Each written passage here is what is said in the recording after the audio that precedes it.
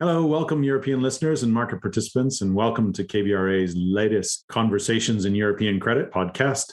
I am Gordon Kerr, head of European research at KBRA, and today I'm joined by my colleagues across various rating teams here at KBRA. Today we will be covering recent developments in Europe, where we will ask the question of, are we facing a new European order? My colleagues and I will go through and attempt to provide some insights around this, and we will discuss the impacts of the war in the Ukraine, inflation, central bank actions, and government reactions, and how these may change the credit landscape. This episode is the first of a two-part series.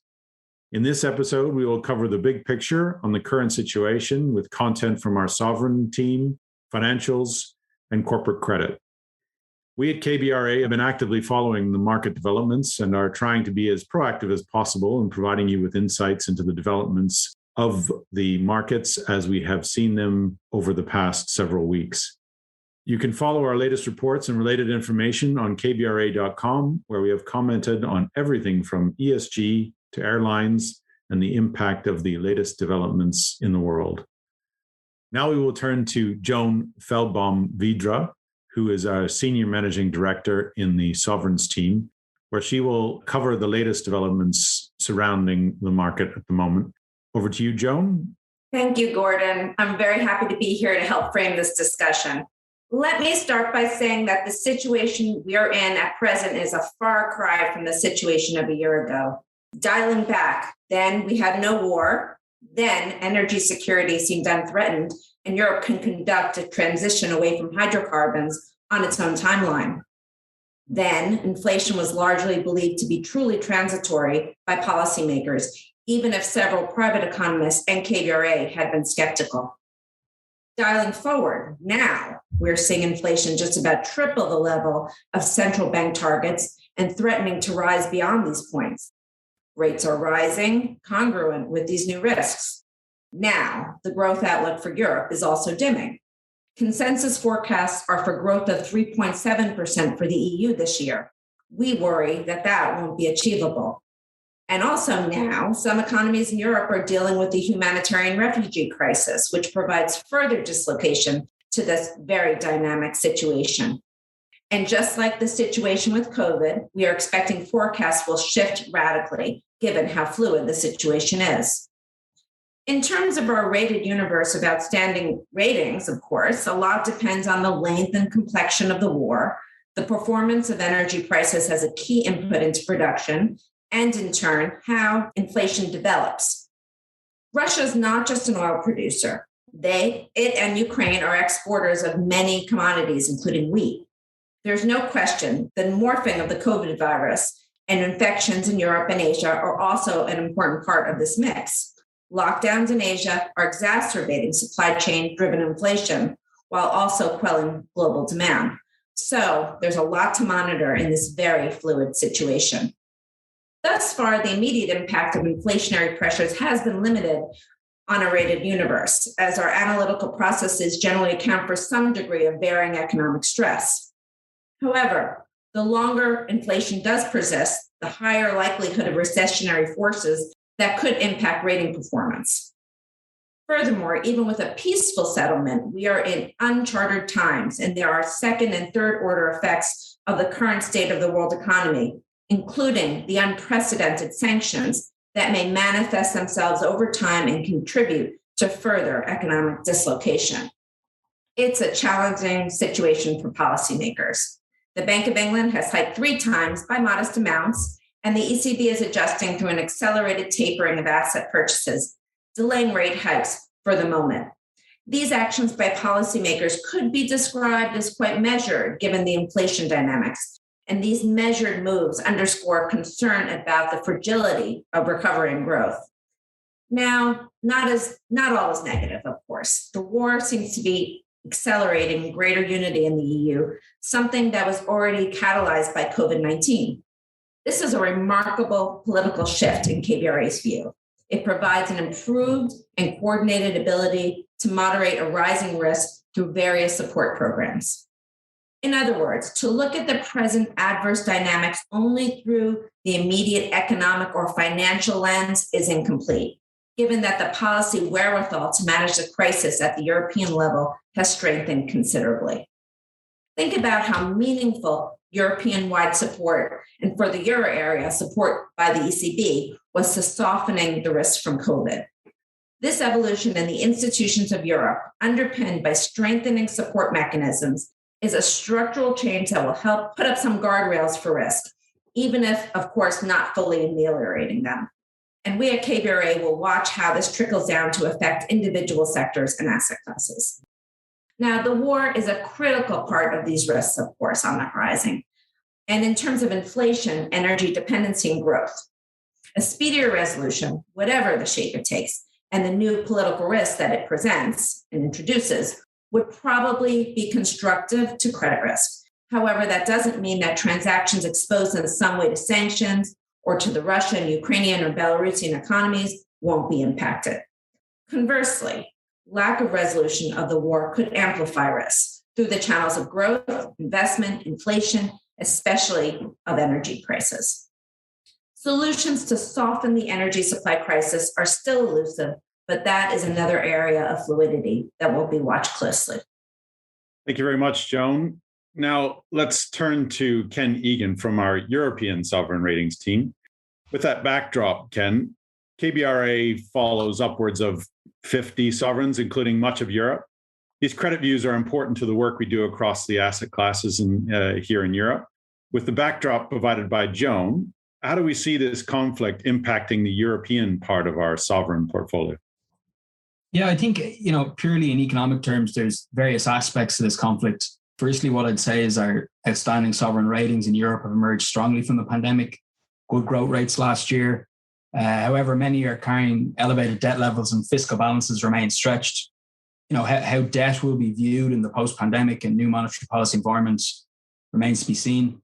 Conflict will likely bring about increased commodity and energy prices, supply chain pressures, rising input costs for businesses, uncertainty for investors, deals may stall, rising inflation erodes consumer incomes. Consumption will likely sour as investment and consumer confidence takes a hit. So across Europe, the macroeconomic outlook is quite clouded. Our rated European sovereigns look well placed to be able to handle these headwinds, and there are supports available, particularly from the wider EU institutions and the ECB. The European Commission has already stated it will remain agile and flexible to try and cope with the impact of the conflict. Borrowing limits, which are currently suspended, likely to stay this way until next year. And as Joan noted, the growth slowdown and pressure on government revenues is something that we expect to occur. And that reflects emerging difficulties in the real economies in KBRA's rated sovereign universe. So the big question many investors will have is what changes we can expect to see. I mean, are we likely to see any movement going forward? Yeah, firstly, on the monetary policy side, this creates a headache for policymakers and central bankers, this environment, staring at inflation that is well above target and with more pressures building, while knowing that GDP growth will likely take a hit. Raising rates and normalizing policy could choke off the recovery and make life tough, not to mention increasing borrowing costs for sovereigns. However, the ECB's mandate is price stability, and this level of inflation is getting uncomfortable, to say the least. We've already seen some market moves, many curves, nearly 100 basis points higher over the last few months in anticipation of tighter monetary policy to combat inflation and to get back ahead of the curve. The five-year inflation swap, which measures inflation expectations, spiked to its highest level since 2013 at the start of March. The ZEW economic expectations for businesses have dived not far off March 2020 levels at the onset of the pandemic. Massive equity outflows, not just in the euro area. So the market has made decisions about this conflict already. And I guess it's our job as rating analysts to try and remain calm and look through the noise.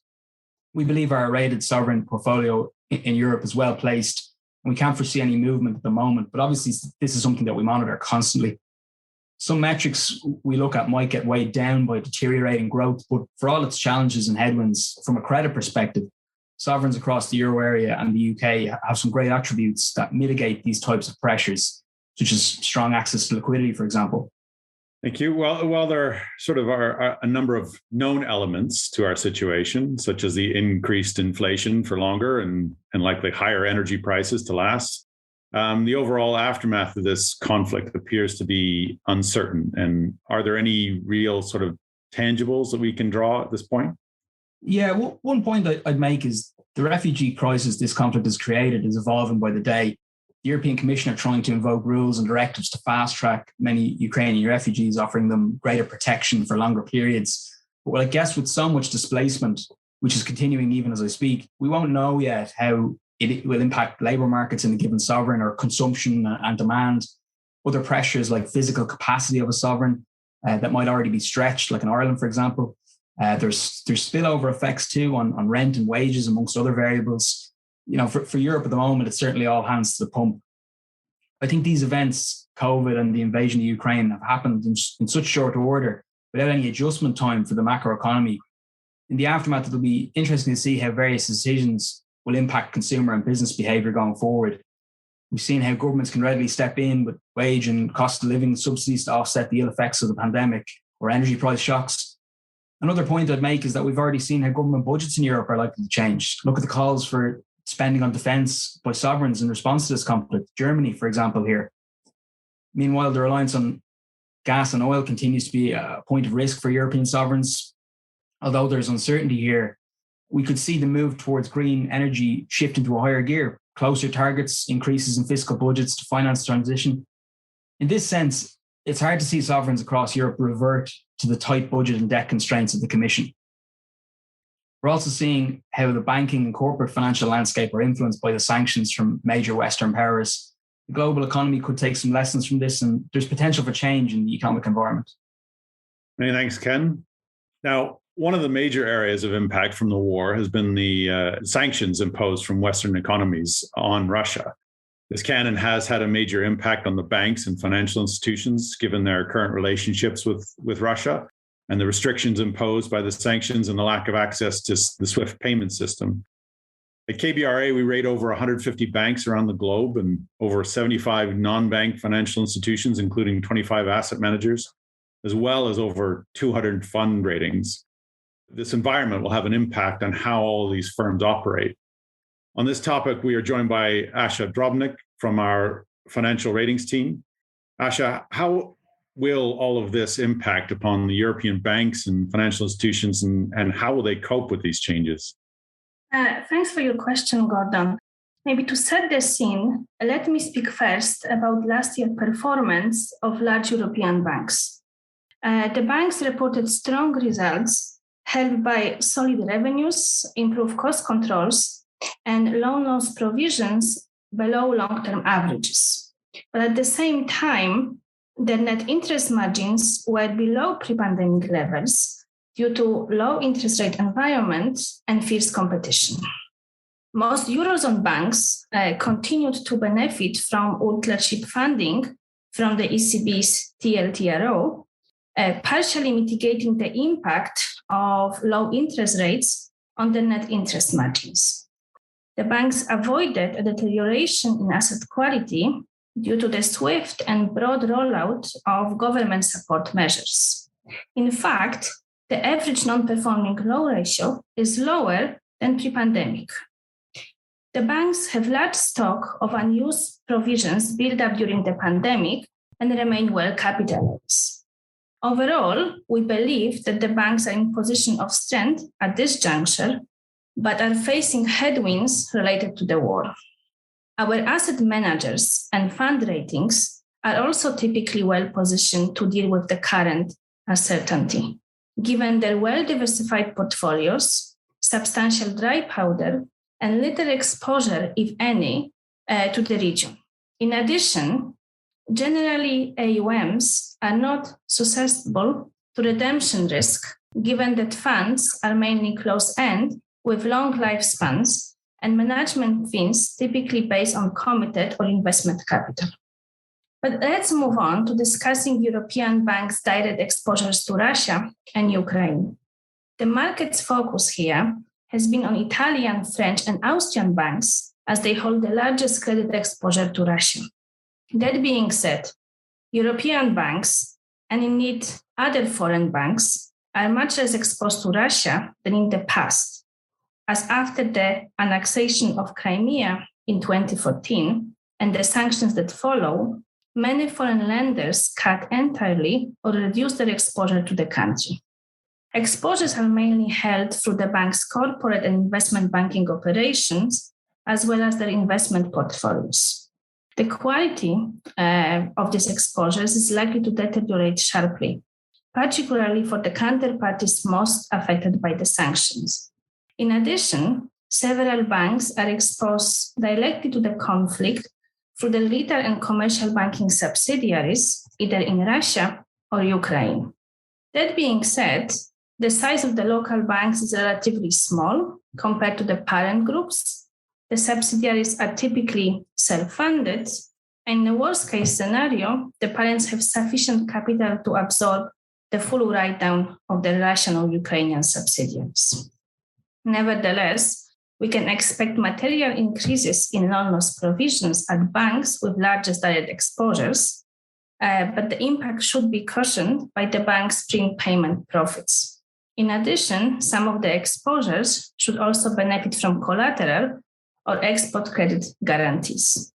That being said, no bank, or indeed no financial institution, is immune to the impact of the war and its economic fallout.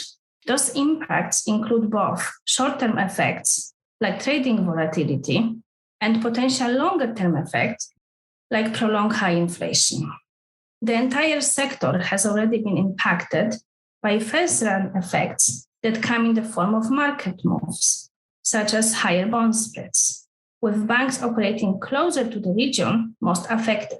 Higher borrowing rates will put additional pressure on the bank's net interest margin. Previously planned bond issues will also likely be delayed due to market volatility.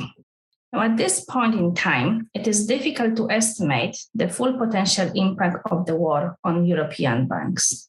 But any severe hit on economic growth will inevitably weaken the bank's business and financial prospects. Prolonged high inflation, especially considering the energy price shock, is likely to lead to a weakening of banks' asset quality metrics over the longer term. As it relates to inflation, we have already seen in the second half of last year that inflationary pressures are feeding into costs. And this is in addition to increased regulatory costs and accelerated investments in technology, which are even more important now in the light of increased risk of cyber attacks. Complying with sanctions imposed on Russian counterparties also creates compliance and operational challenges to the banks. Further to that, lower economic growth would inevitably translate into slower loan growth or even loan contraction. As mentioned, market volatility and economic uncertainty are already translating into higher borrowing costs. Given all of this, the ECB's decision to wind down asset purchases sooner than planned was a surprise for analysts who had broadly expected the central banks to hold off until it could better understand the economic impact of the Ukraine crisis. This decision means higher funding costs for the banks that need to refinance the ultra-cheap LTRO. The ECB has also been preparing to raise rates towards the back end of this year, although now appears to hold off. On the other hand, the UK banks and European banks with large US dollar balance sheets should be positioned to benefit from rising interest rates in the UK and the US. However, the benefits will likely be diminished by expected reduced economic activity, ergo lower loan growth, and inflationary pressures. All of the above translates into lower profits due to reduced revenues and higher loan loss provisions and weakening asset quality. Thank you very much for that, Asha. Now, one of the major areas that you highlighted there for the financials is the risks to their actual loan book. Loan books could be pressured by the impact of various pressures on businesses, as highlighted by both Joan and Ken and Asha. For our perspective on corporates, we have Garrett Tynan from our European Corporate Project Finance and Infrastructure Ratings team, where we have been very active with many private and public ratings. Garrett, how do we see the impact of the current and expected environment on corporate entities in Europe? Thank you, Gordon. I guess I would see three broad forces at play when I think about this from the situation from a corporate perspective. I'll go into each in a little more detail, but just to set the scene, costs are rising because of the impact of events on commodities and supply chains. There are implications for the cost of capital. And there are also longer-term implications as we seemingly move to a world which is more protectionist in nature and less open to free trade on terms which make economic sense. So firstly, if we look at costs, as Joan mentioned, the Ukraine and Russia are important suppliers of basic commodities and inputs such as oil, gas, coal, wheat, palladium, fertilizer, sunflower seeds, and that's by no means an exhaustive list. Pre-invasion, energy prices were already high and wheat stocks were low. So more expensive oil prices and other commodities means higher energy costs and higher transport costs, while raw materials and other inputs become more expensive and difficult to obtain. We're clearly not there yet, but there has even been some talk of a potential need for rationing if things escalate to another level, which to anyone like myself who's in their mid-40s really is, harking back to the various early childhood memories. But supply chains were also another factor. They were already under pressure as the world recovered from COVID-19. Higher costs and disrupted logistics chains, given ships can no longer access the Black Sea, are surely making that situation more difficult. And also companies reliant on components from the Ukraine or Russia could well face supply problems. So all of these factors feed into inflation and potentially less choice for consumers as companies focus on their core products. And higher inflation also means employees will seek higher pay, and we may see unions gaining power as this dynamic plays out. Now, companies will clearly try to pass these costs on to consumers, but consumers can only take so much. Discretionary spending power is being eroded, and if reports are accurate, more and more people find themselves having to make very basic choices about how they will spend their limited funds. So these factors combine, in my mind, to point towards a world where we have tighter EBITDA margins for companies and they have compressed cash flows. So this sort of brings me to my second point. What does this mean for private credit and corporate credit in particular? Well, as Ken mentioned, higher inflation is starting to translate into higher interest rates, albeit there is a balancing act for the authorities to maintain there. But this does point to higher capital in my mind. These dynamics present challenges where debt needs to be refinanced or is unhedged, especially in the short to medium term. And tighter margins can be expected to have consequences for companies which have taken on greater levels of debt in recent years and have built forecasts and deleveraging plans around the ongoing availability of cheap debt, improved margins and growing revenues, which are now unlikely to materialize in the current environment. So this may translate into investors and lenders imposing more discipline on corporate valuations and become less optimistic about those valuations and the potential synergies which underlie many business cases and sort of potentially sort of present something of a brake on their lending capacity or desire to lend. But then sort of taking a broader view, the world economy in recent decades has evolved around free trade and just-in-time concepts. Companies could keep inventories low because it was easy and cheap to import goods from the other end of the planet.